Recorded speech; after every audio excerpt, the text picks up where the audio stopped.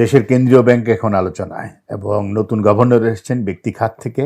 বিদায় নিয়েছেন আহসান মনসুর, যিনি অন্তর্বর্তী সরকারের সময় নিয়োগ পেয়েছিলেন। আজ এ নিয়েই কথা বলবো জার্নাল পর্যালোচনায়। সঙ্গে আছি সৈয়দ ইশতিয়াক রেজা। সম্মানজনক বিদায় নিতে পারলেন না আহসান মনসুর। অন্তর্বর্তী সরকারের নিয়োগ পাওয়া বাংলাদেশ ব্যাংকের এই গভর্নরকে একদল কর্মকর্তার বিক্ষোভের মুখে বিদায় নিতে হয়েছে বুধবার দিন। শুধু তাই নয়, তারা মব সৃষ্টি করে গভর্নরের উপদেষ্টা আহসানুল্লাহকেও বের করে দিয়েছেন। এর আগে বাংলাদেশের কোনো গভর্নরকে এভাবে বিদায় নিতে হয়নি বা এরকম নজির নেই, এমনটাই জানিয়েছেন ব্যাংক কর্মকর্তা এবং সংশ্লিষ্টরা। আওয়ামী লীগ সরকারের পতনের পর 2024 সালের 13ই আগস্ট 4 বছরের জন্য গভর্নরের দায়িত্ব পান সাবেক IMF আমলা আহসান মনসুর। ওই সময় গভর্নর আব্দুর রউফ তালুকদার পলাতক অবস্থায় পদত্যাগ করলে পদটি শূন্য হয়। আন্তর্জাতিক মুদ্রা তহবিল IMF-এর সাবেক আমলা গভর্নর হিসেবে কেমন ছিলেন বা তার সফলতা কি, সেই নিয়ে এখন বিশ্লেষণ চলছে। একটা প্রত্যাশা ছিল যে তিনি ভালো করবেন এবং কোনো কোনো ক্ষেত্রে করেছেনও। বিশেষ করে তার একটা বড় লক্ষ্য ছিল ব্যাংক খাতে বড় ধরনের সংস্কার নিয়ে আসা, যাতে তিনি সফল হননি। সামষ্টিক অর্থনীতির স্থিতিশীলতার ক্ষেত্রে কিছু কিছু পদক্ষেপ ইতিবাচক হিসেবে নিয়েছিলেন। বিশেষ করে আমরা যেটা দেখেছিলাম যে দেশের ব্যাংকগুলোতে এস আলম বা নাফিস শরাফতের মতো লোকেরা যে দুর্বৃত্তায়ন চালু করেছিল, সেটা তিনি বন্ধ করতে পেরেছিলেন। রিজার্ভ বাড়ানোর ক্ষেত্রেও তার সফলতা আছে। তবে এই জায়গায় বলতে হয় যে এই সময়টাতে আমদানি কম হয়েছে, আমাদের প্রবাসীরা ব্যাপক হারে রেমিটেন্স পাঠিয়েছে এবং বাজার থেকে বাংলাদেশ ব্যাংক ডলার কিনেও রিজার্ভ স্থিতিশীল রেখেছিল।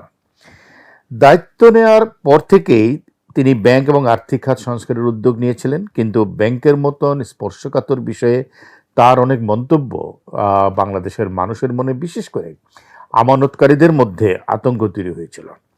24 সালের 8 সেপ্টেম্বর তিনি বলেন, কমপক্ষে 10টি ব্যাংক দেউলিয়া হওয়ার মতন খারাপ অবস্থায় চলে গেছে। এই এক বক্তব্য সর্বত্র আতঙ্ক তৈরি করে, সমালোচনা হয় এবং বলাও হয় যে এমন চেয়ারে বসে এরকম স্পর্শকাতর মন্তব্য করা যায় কিনা। কিন্তু তিনি বলে গেছেন, এমনও বলেছেন যে দেশে 10 থেকে 15টির বেশি ব্যাংকের প্রয়োজন নেই। তার সময়ে সবচেয়ে আলোচিত বিষয় ছিল 5টি ব্যাংক একীভূতকরণ। এর মধ্যে 4টি ছিল এস আলমের। বলা হচ্ছে যে লাভজনক এক্সিম ব্যাংক, যেটি এস আলমের ছিল না, সেই সহজে 5টি ব্যাংক একীভূত করা হয়েছিল। সরকারি তহবিল দিয়ে নাম দেওয়া হয়েছে সম্মিলিত ইসলামী ব্যাংক। এই সিদ্ধান্ত ঠিক ছিল না। এই ব্যাংকটির সফলতা নিয়ে এখনই প্রশ্ন উঠছে বাজারে এবং ইতিমধ্যে এই ব্যাংকটির এমডি হিসেবে যাকে নিয়োগ দেওয়া হয়েছিল তিনি পদত্যাগ করেছেন। অভিজ্ঞ ব্যাংকার এবং ব্যাংক আইন বিশেষজ্ঞরা জানান যে যে প্রক্রিয়ায় 5 ব্যাংকে একীভূত করা হয়েছে তা নিয়ে প্রশ্ন উঠবে আগামী দিনগুলোতে। একটা উপায় হতে পারত ব্যাংকগুলোর পরিচালনা পর্ষদ পরিবর্তন করে, খেলাপি ঋণ আদায় করে এবং বাংলাদেশ ব্যাংকের গাইডলাইনের মাধ্যমে ব্যাংকগুলোকে টিকিয়ে রাখা, কিন্তু সেই কাজটা আসলে করা হয়নি। বাংলাদেশ ব্যাংকের নীতি নির্ধারকরা গভর্নরকে অনেক পরামর্শ দিয়েছিলেন, কিন্তু তিনি এই জায়গায় ঠিক ছিলেন যে তাকেই এটা করতে হবে, একীভূত করতে হবে। আহসান মনসুরের অধ্যায়ের সমাপ্তি ঘটেছে। তাকে সরিয়ে 14তম গভর্নর হিসেবে নিয়োগ পেয়েছেন মোহাম্মদ মুস্তাকুর রহমান, যিনি সদ্য সমাপ্ত জাতীয় সংসদ নির্বাচনে বিএনপির 41 সদস্য বিশিষ্ট কেন্দ্রীয় নির্বাচন পরিচালনা কমিটির সদস্য ছিলেন। তিনি একজন ব্যবসায়ীকে এমন একটি প্রতিষ্ঠানের দায়িত্ব দিয়েছেন তারেক রহমান। এ নিয়ে সারা দেশ সরগরম, কারণ কেন্দ্রীয় ব্যাংকের গভর্নরের পদটি যতটা না প্রশাসনিক, তার চেয়ে অনেক বেশি একাডেমিক এবং তার কাজ মূলত নীতি সংশ্লিষ্ট। মুস্তাকুর রহমান একজন গার্মেন্টস ব্যবসায়ী। তিনি হেরা সোয়েটার্সের মালিক। হেরা সোয়েটার নারায়ণগঞ্জের একটি পোশাক কারখানা। মিউচুয়াল ট্রাস্ট ব্যাংকে হেরা সোয়েটার্সের প্রায় 89 কোটি টাকার একটি খেলাপি ঋণ ছিল, যেটি গত ডিসেম্বরে পুনঃতফসিল করা হয়।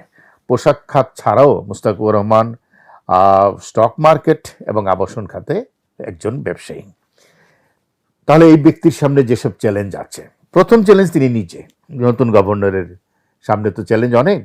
প্রথম কথা হলো তিনি নিজেই এটা চ্যালেঞ্জ, তিনি ব্যবসায়ী। গভর্নর পদে তার সামনে স্বার্থের সংঘাতটি তাই অটোমেটিক সামনে চলে আসছে। নিজে যেহেতু ঋণ খেলাপি ছিলেন, সেটিও তার কাজকে প্রভাবিত করতে পারে এবং সেটা করে কিনা দেখবার বিষয়। তাই ব্যবসায়ী এবং ঋণ খেলাপিদের বিষয়ে তিনি কতটা নির্মোহভাবে কাজ করবেন, সেটি নিয়ে প্রশ্ন উঠছে এবং তিনি কাজের মাধ্যমেই হয়তো তিনি তার প্রমাণ দেবেন। দ্বিতীয় হলো যে আগের গভর্নর মূল্যস্ফীতি ঠেকাতে বারবার সুদের হার বাড়িয়েছেন। এতে করে ব্যবসা বাণিজ্যের ক্ষতি হয়েছে, বিশেষ করে ব্যক্তি খাতে ঋণ প্রবাহ কমে গেছে এবং যার কারণে উৎপাদনশীলতা কমেছে, নতুন বিনিয়োগ হয়নি সেই অর্থে। এখন এই গভর্নর বলছেন নতুন সুদের হার কমিয়ে আনার চেষ্টা করবেন। যদি তিনি সুদের হার কমিয়ে আনেন ব্যবসায়ীরা লাভবান হবে, কিন্তু তাতে কি মূল্যস্ফীতি নতুন করে আবার একটা সংকটের জায়গায় যাবে? সুতরাং এই দুই টানা তার জন্য একটি চ্যালেঞ্জের ব্যাপার হয়ে দাঁড়াবে। প্রশ্ন উঠবে ব্যাংক খাতের সংস্কার নিয়ে। কেন্দ্রীয় ব্যাংক শুধু আর্থিক খাত ভিত্তিক নীতি নির্ধারণী প্রতিষ্ঠান নয়, একটি ব্যাংকগুলোর নিয়ন্ত্রক এবং তদারকি সংস্থা। এমন একটি গুরুত্বপূর্ণ পদে ব্যবসায়িক পটভূমির একজন হিসেবে তার সমস্যা হবে নিজের ভেতর থেকেই। কারণ একজন ব্যবসায়ীর স্বাভাবিক প্রবণতা থাকবে বাজার ভিত্তিক চিন্তাভাবনা করা, কর্পোরেট স্বার্থকে অগ্রাধিকার দেওয়া, যেখানে কেন্দ্রীয় ব্যাংকের প্রধান দায়িত্ব হলো মূল্যস্ফীতি নিয়ন্ত্রণ, আর্থিক স্থিতিশীলতা নিশ্চিত করা এবং দুর্বল ব্যাংকগুলোর বিরুদ্ধে কঠিন অবস্থান নেওয়া। কেন্দ্রীয় ব্যাংকের গভর্নরকে একটি বড় কাজ করতে হয়। আন্তর্জাতিক মুদ্রা তহবিল, বিশ্ব ব্যাংক, তাদের সাথে নানা ধরনের, বিশেষ করে IMF এর সাথে নীতি নির্ধারণী অনেক নেগোসিয়েশন করতে হয়। সেটার জন্য যে স্কিল বা দক্ষতার প্রয়োজন হয়, ব্যক্তি খাত থেকে এসে কেন্দ্রীয় ব্যাংকের অর্থনীতির ব্যাকগ্রাউন্ড ছেড়ে আমরা জানি না সামনের দিনগুলোতে কি অপেক্ষা করছে। নতুন গভর্নরকে খেলাপি ঋণ আদায়ে শক্ত হতে হবে। সেটা হবে তার বড় পরীক্ষাগুলোর একটি। সরকারি ব্যাংকে নিয়োগ পাওয়া রাজনৈতিক পরিচালকদের তিনি কতটা নিয়ন্ত্রণ করতে পারেন সেটা দেখার পালা। একইভাবে ব্যক্তিখাতের ব্যাংকগুলোতে মালিকদের যে একটা জমিদারি তৈরি হয়েছে অনেক বছর ধরে, তিনি কতটা পারবেন তার অবসান ঘটাতে, সেটিও দেখার বেলা। একটু কথা বলি, বিএনপি সরকার পরিচালনার জন্য বলেছেন পরিবর্তন আনতে হবে। তার পূর্বশর্ত আর্থিক খাতে শৃঙ্খলা। কেন্দ্রীয় ব্যাংক আর্থিক খাতে শৃঙ্খলা রক্ষার সবচেয়ে বড় প্রতিষ্ঠান এবং তার কাস্টোডিয়ান গভর্নর। ব্যক্তি খাত থেকে এসে ব্যাংকিং খাতের কোনো ধরনের অভিজ্ঞতা না নিয়ে নতুন গভর্নর কি দৃষ্টান্ত স্থাপন করেন দেখবার অপেক্ষায়। সবাই ভালো থাকবেন, সুস্থ থাকবেন।